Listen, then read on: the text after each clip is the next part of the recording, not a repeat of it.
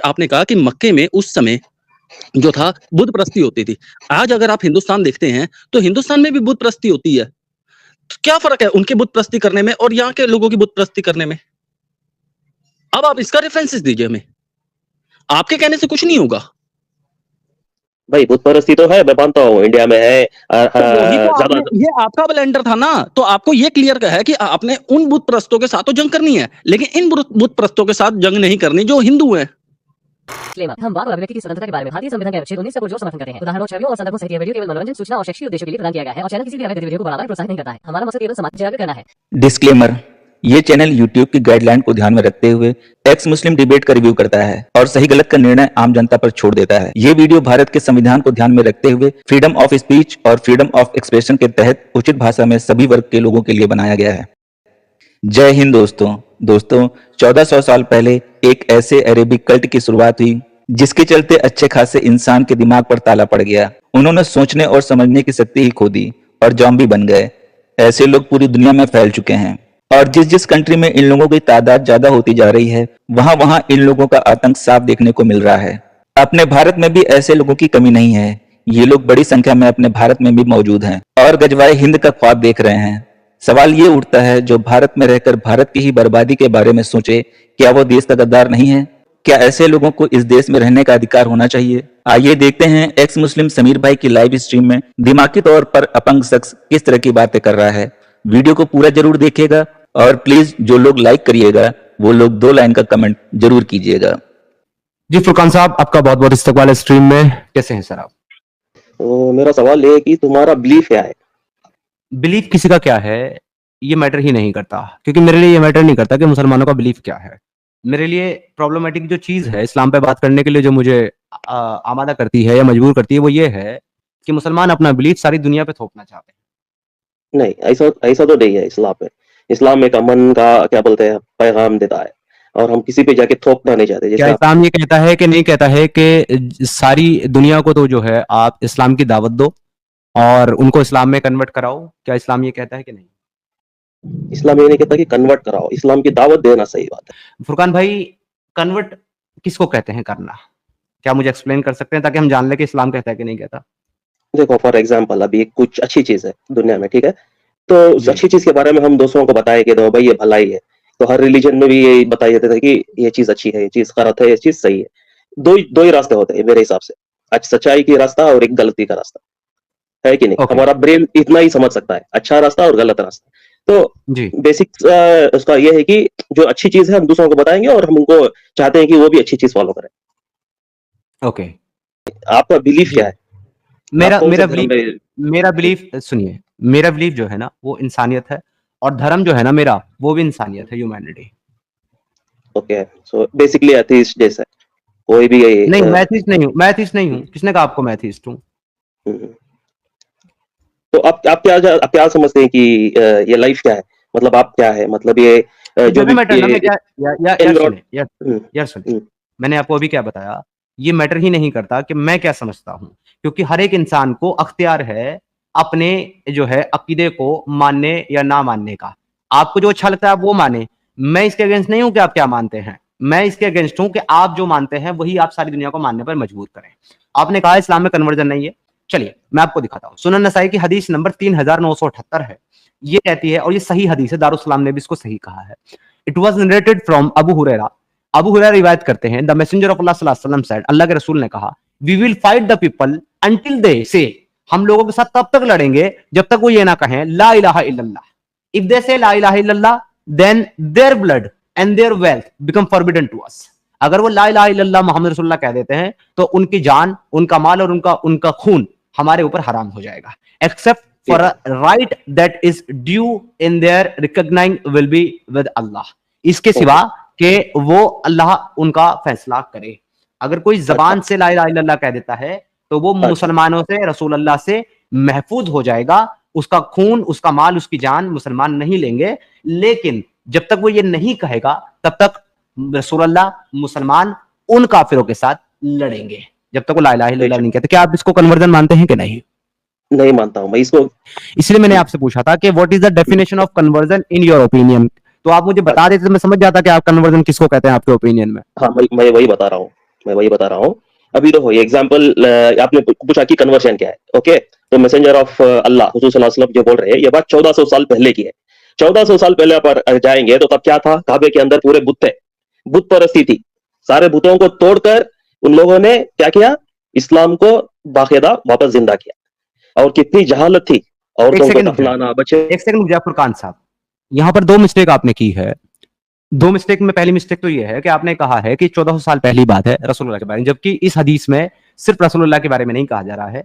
इसमें रसूलुल्लाह कह रहे हैं वी विल फाइट, वी का मतलब हम, और हम में सब आते हैं मेरे भाई, एक पर्सन नहीं आता हम में। वी हाँ भाई, इज प्लूरल, सुन लीजिए, we representing plural not singular, सिर्फ एक इंसान को प्रेजेंट नहीं करता, वी करता है मल्टीपल प्लूरल को। दूसरी बात यह है कि आपने कहा है कि इस्लाम को वापस जिंदा किया, क्यों? इस्लाम पहले मर गया था जो जिंदा किया? क्या इस्लाम रसूलुल्लाह से पहले था मक्का में और सऊदी में, अरब में? वी, और मैं आपका जवाब भी दे दूंगा, सेकंड जवाब। वी क्यों बोल रहे हैं? देखो फॉर एग्जांपल अभी जंग का माहौल है, ठीक है, जंग का माहौल कब किसके साथ हुआ? काफिरों के साथ, जो मुशरिक थे, और काफिरों के साथ जो उन पर हमला।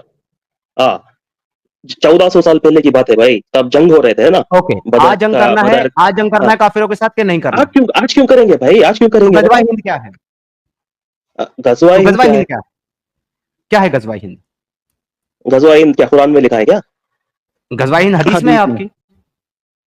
तो क्या बोलता है वो? गजवा हिंद क्या हिंद में? वो ये बोलता है, सुनिए, वो ये बोलता है कि अल्लाह जो है जहन्नम से दो कौमों को महफूज रखेगा और दो कौमों को जो है जन्नत में दाखिल कराएगा। पहली कौम तो वो है जो ईसा अलैहिस्सलाम के साथ थी, और दूसरी कौम वो है जो गजवा हिंद करेगी, यानी कि हिंदुस्तान के ऊपर गजवा करके वहां पे इस्लामिक शरिया नाफिज करेगी। ये आपकी हदीस बोलती है। हदीस में ये एक्चुअली किसने बताया है? अल्लाह ने बताया, रसूलुल्लाह ने बताया है।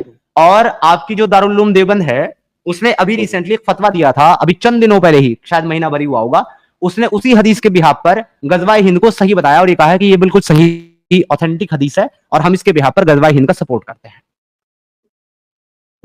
जी मेरे भाई, अब आप क्या ठीक है, तो ये दूसरा टॉपिक हो गया गजवा हिंद। दूसरा नहीं है, बिल्कुल नहीं है, सुनिए, दूसरा टॉपिक नहीं है। आपने कहा था कि 1400 साल पहले जंग हो रही थी तब करना था।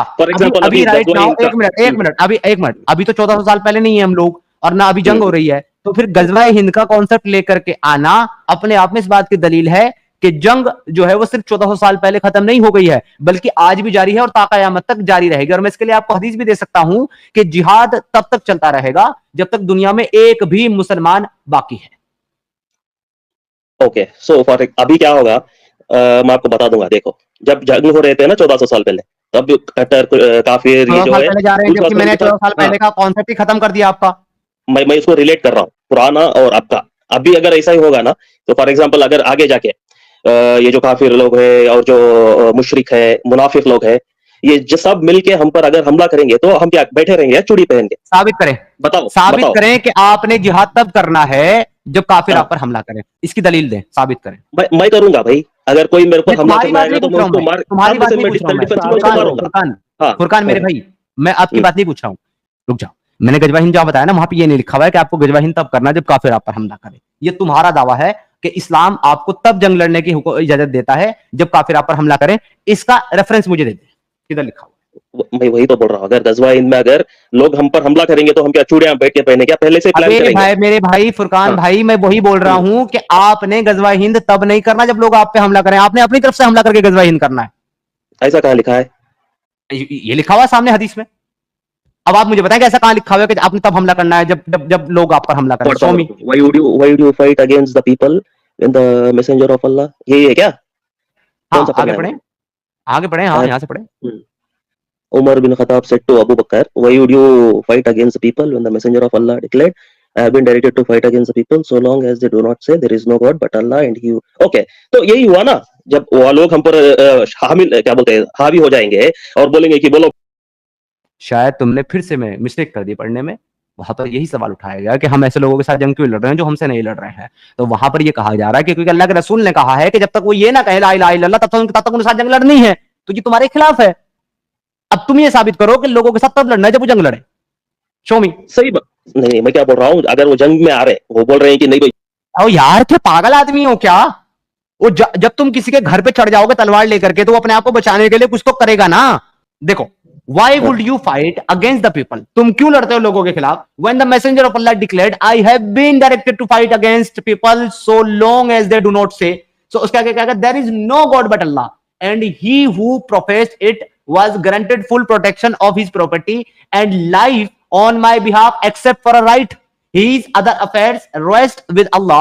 Upon this, Abu Bakr said, by Allah, I will definitely fight against him who severed prayer from zakat for pay from zakat, for it is the obligation upon the rich. By Allah, I will fight against them, even to secure the code used to hoping to feed a camel, which they used to give the messenger of Allah as zakat, but now they have withheld it. Umar bin Khattab remarked, by Allah, I find nothing but the fact Allah had opened the heart of Abu Bakr for perceiving the justification of fighting against those who refused to pay zakat, and I fully recognize that the stand of Abu Bakr was right.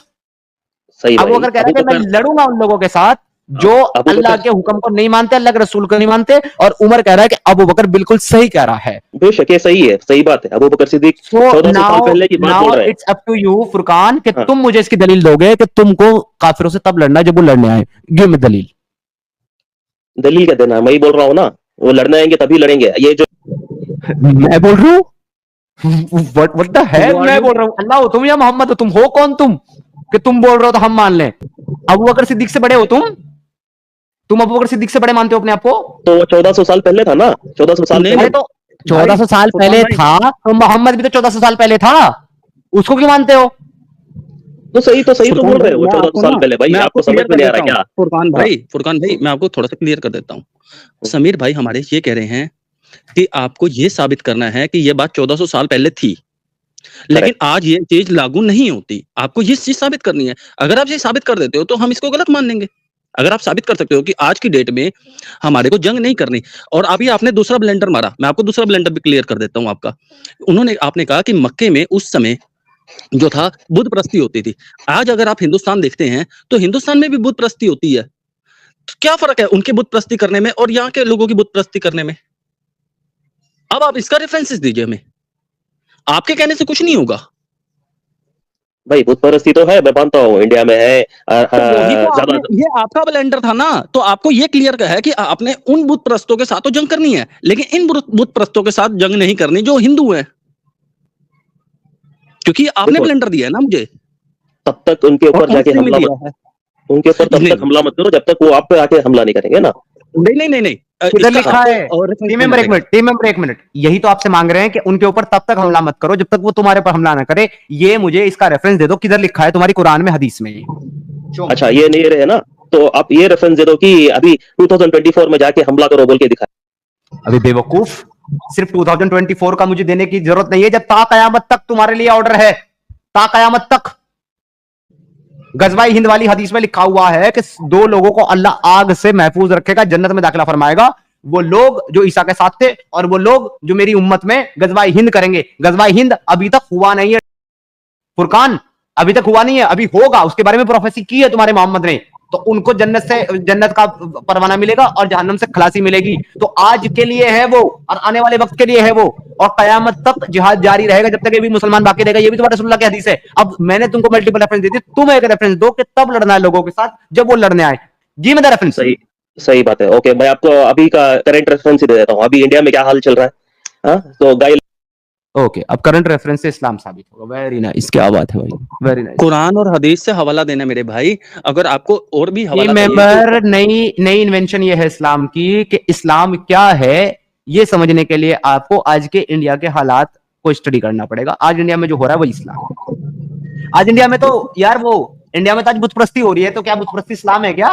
तो India में अभी वो अयोध्या में राम मंदिर बना है, क्या ये इस्लाम है क्या? क्यों फुरकान भाई, ये इस्लाम है क्या अयोध्या में राम मंदिर बनाना? मैं बोल रहा हूँ इंडिया में जो राम मंदिर बना है. मैं तुमसे ये नहीं पूछ रहा इंडिया में क्या हो रहा है, मैं तुमसे पूछ रहा हूं कि तुम्हारा इस्लाम क्या कहता है. Give me the reference from Islam, not from India. ये सब जो चीज हो रही है इसको गजवा हिंद तक आपका- लीड करेंगे. मैं बोल रहा हूँ ये चीज अगर आप रिटर्न में दिखाओगे तो हम मान लेंगे. अभी आपके आप भाई मत ने बोलो। बोला ना गजवा हिंद होगा बोल के. ये सब चीज मिलके गजवा हिंद इसका नंबर है मेरे जाएगा. पास 31, हाँ तो वो 75, गजवा हिंद तब होगा, एक मिनट, गजवा हिंद तब होगा जब काफिर तुम पे हमला करेंगे. ये तुम्हारा क्लेम है, मैं कह रहा हूं इसको साबित करो रेफरेंस के साथ. किधर लिखा हुआ है? फुरकान, तुमने कभी कुरान पढ़ा है ट्रांसलेशन के साथ? हाँ पढ़ा हूँ मैं। ओके, उर्दू पढ़नी आती है तुमको? नहीं इंग्लिश में पढ़ा हूँ मैं। अच्छा, इंग्लिश में पढ़े, रुको इंग्लिश पढ़ाते हैं तुमको। रुको, एक आयत पढ़ा रहा हूं मैं तुमको इंग्लिश में, ठीक है? सही इंटरनेशनल इंग्लिश खोल लेता हूं, पढ़ो जरा ये वाली। Fight यहाँ those who do not believe in Allah or in the last day, and who do not consider unlawful what Allah and His Messenger have made unlawful. Who do not consider unlawful what Allah and His correct, and who do not adopt the religion of truth from those who are given the scripture. Fight until they give the jizya willingly while they are humbled. Jizya कब था भाई? Jizya अभी भी कब है, था ना? अभी भी है। Okay. हाँ, fight those who do not believe in Allah. सही है। ओके, और in the last तो day, जो अल्लाह पर जो बिलीव नहीं रखते उनके साथ क्या करना है? भाई अगर वो अल्लाह पे बिलीव नहीं करते तो क्या कर रहे हैं हम? हमारे साथ क्या करेंगे? गलत करेंगे ना?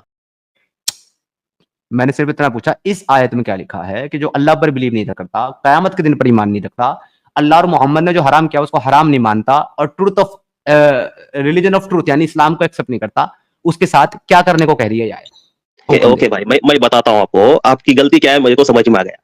ठीक है, मेरे को म्यूट मत करना, मैं कंटिन्यूस बोलूंगा अभी। मैं तुमसे मेरी गलती नहीं पूछ रहा हूं, अभी गलती बताना तुम शौक से बताना, मैं तुमको 10 मिनट दूंगा मेरी गलती बताने के लिए। अभी फिलहाल तुमसे फुरकान में ये पूछ रहा हूं, ये आयत तुमको उन लोगों के साथ क्या करने का हुक्म दे रही है जो अल्लाह और आखिरत के दिन पर ईमान नहीं रखते, मोहम्मद और अल्लाह के हराम को हराम नहीं मानते और इस्लाम को एक्सेप्ट नहीं करते? क्या करने का हुक्म दे रही है यार तुमको? ठीक है, मैं पहले तुम्हारा सवाल का जवाब दूं या फिर तुम्हारी गलती बताऊं? पहले मेरे सवाल का जवाब दो। ओके, ये जो चीज बताई है ये कॉन्टेक्स्ट के साथ आपको समझना चाहिए भाई। कॉन्टेक्स्ट क्या है?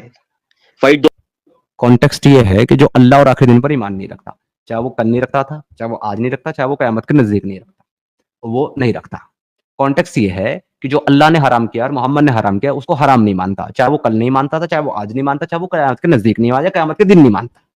जो रिलीजन ऑफ ट्रूथ यानी इस्लाम को एक्सेप्ट नहीं करता, चाहे उसने पहले नहीं किया, चाहे उसने आज नहीं किया, चाहे वो कल नहीं करेगा, ये कॉन्टेक्स्ट है। अब तुम मुझे हाँ। बताओ उसके साथ क्या करने का होगा? सही है ना? तो आप खाली वर्ड टू वर्ड मीनिंग पढ़ रहे हैं। इसका मतलब है वो जो लोग नहीं मानते अल्लाह के और लास्ट दिन में, ये लोग तुम्हारे ऊपर जरूर तुम्हारे ऊपर हमला करेंगे, है कि नहीं? दिखाओ, दिखाओ किधर बताओ लिखा मुझे। है? अरे दिखाओ भाई किधर लिखा है? तुमको समझना पड़ेगा। किधर लिखा है? इस आयत में या किसी और आयत में या इसके एक्सप्लेनेशन में क्या खोलूं जहां ये मिल जाए कि तुम पे हमला करेंगे? किधर लिखा है? Show me the reference. 1400 साल पहले भी कफर। तेरी क्यों मानूं? तो तेरा कुरान सामने है। ये तुम्हारी गलती है कि तुम वर्ड टू वर्ड मीनिंग निकाल के तुम भड़का रहे हो, ये तुम्हारी गलती है। ओके, तुम मुझे रेफरेंस दे दो। एक मिनट वसीम भाई, तुम मुझे रेफरेंस दे दो, चाहे कुरान से दे दो, चाहे हदीस से दे दो, चाहे तफसीर से दे दो। इस आयत की कोई सी भी तफसीर खोल लो, मुझे वहां पर ये लिखा हुआ दिखा दो कि तुमने इन लोगों के साथ तब लड़ना है जब ये तुम पे हमला करें, या ये जो लोग ईमान नहीं रखते ये एक दिन तुम पे हमला करेंगे इसलिए तुम्हें इसके साथ लड़ना है। ये किधर लिखा हुआ है? बस मुझे इतना दिखा दें रिटर्न में, मुंह से नहीं, रिटर्न में दिखा दें भाई। भाई ये तेरी गलती है, तू वर्ड टू वर्ड मीनिंग समझ रहा है, तू कॉन्टेक्स्ट नहीं समझता है। बताओ तेरी Context आप गलती क्या दिखा है? दो। अब मैं बताऊं तेरी गलती क्या है? तेरी गलती ये है कि तू इस दुनिया में पैदा हुआ, तुम लोग अपने इस्लाम के साथ भी ईमानदार नहीं हो। तुम्हारे अल्लाह ने खुद कहा है कि ये कलामुल्लाह है, ये मेरा कलाम है, इसके अंदर ना तो एक वर्ड को बढ़ाओ ना तो घटाओ। तू अपनी तरफ से वर्ड डाल रहा है, जब मैं पूछ रहा हूं किधर लिखा है तो तू मुझे रेफरेंस नहीं दे रहा है। तो इसका मतलब तू जो बोल रहा है वो तेरे अपने वर्ड हैं, कुरान और हदीस और इस्लाम के वर्ड नहीं है वो। तो तेरे हद और तेरे जो वर्ड हैं वो मेरे को ठंड नहीं है तेरे वर्ड से कि तू क्या बोल रहा है। मेरे को वो चीज ऑथेंटिक चाहिए जो चीज इन रिटन तेरी किताब, तेरी हदीस, तेरी तफसीर में लिखी हुई हो। वो तेरे पास है, तू दे, उसको मैं मानूंगा, उसको मैं सुनूंगा, उसको मैं पढ़ूंगा। रसूल अल्लाह का खुद से कॉल है, रसूल पे जो इंसान झूठ बांधता है वो अपना ठिकाना जहन्नुम में बना ले। बुखारी 107, 108, 109 और 1291 ये बोलती है। अगर तू अपने पास से कोई चीज बांध रहा है तो तेरा ठिकाना ऑटोमेटिक जहन्नुम है मेरे भाई।